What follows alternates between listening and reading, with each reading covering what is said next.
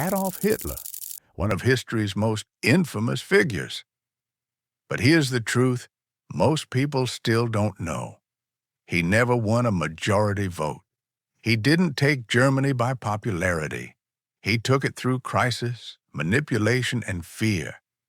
This is the real story of how a failed artist became a dictator, and how an entire nation got pulled into the deadliest conflict the world has ever seen. After World War I, Germany wasn't just defeated, it was humiliated. Millions were starving.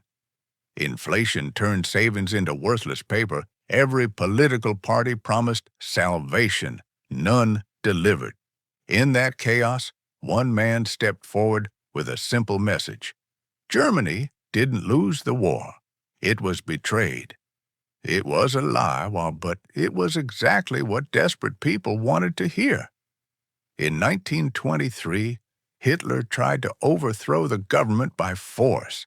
It failed spectacularly. He was arrested, sentenced to prison, and that should have been the end of his story. But something strange happened. Newspapers everywhere printed his name.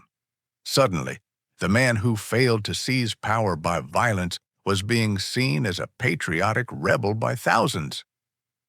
And in prison, he dictated his political ideas into a book, Mein Kampf, not by writing it, but by speaking it to a secretary.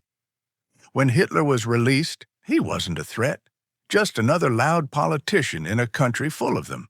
But then the Great Depression hit. Banks collapsed, factories closed, unemployment hit 6 million. And the louder Hitler spoke, the more people listened.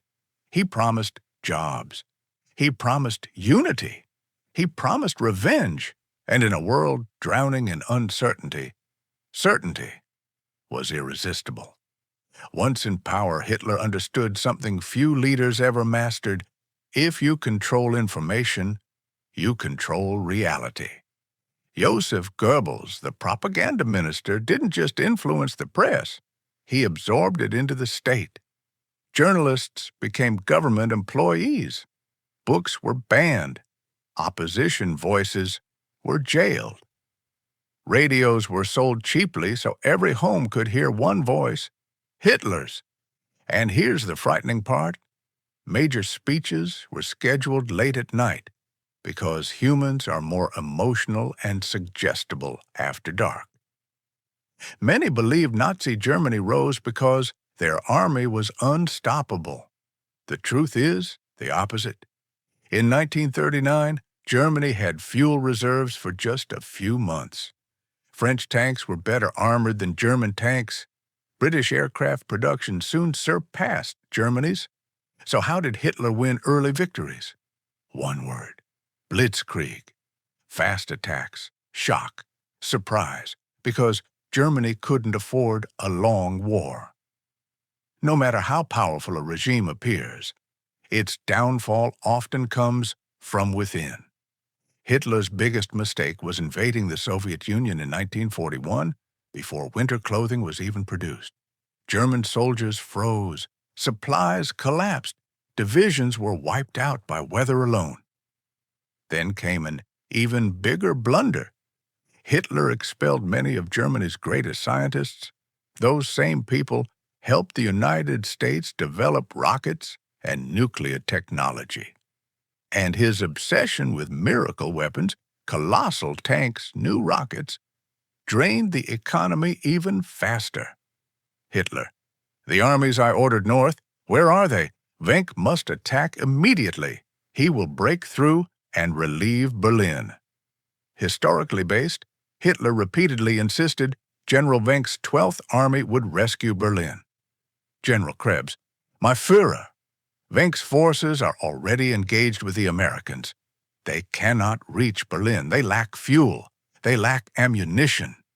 Hitler, shaking, furious: no, Wenck will come. He must come. You are simply refusing to obey my will. General Jodl: my Führer, the situation is no longer in our control. The Soviets have broken through at all points. General Steiner's attack did not happen. He has no forces left. from downfall notes. Steiner's attack never took place. Hitler, voice breaking, collapsing into his chair. So, everything is lost. The generals have betrayed me. Everyone has lied to me, lied for years. This theme repeatedly appears in bunker testimonies. Hitler blamed his own generals. Goebbels, my Führer, the people continue to fight. Berlin said, by 1945, Germany was collapsing. Cities were in ruins, resources gone, allies closing in from every direction. Inside his bunker, Hitler was isolated from reality. Phone lines were cut, and he didn't know. Generals lied to him because he punished anyone who brought bad news. He waited for imaginary armies that would never come. And so the dictator who once controlled an entire continent died in a concrete bunker beneath a city he destroyed. Hitler didn't rise because he was strong. He rose because a broken society let him in. Economic collapse, fear, propaganda, division. History doesn't repeat itself, but it does warn us. And the story of Nazi Germany reminds us that when truth is silenced and fear becomes a weapon, even the darkest leaders can rise from the shadows.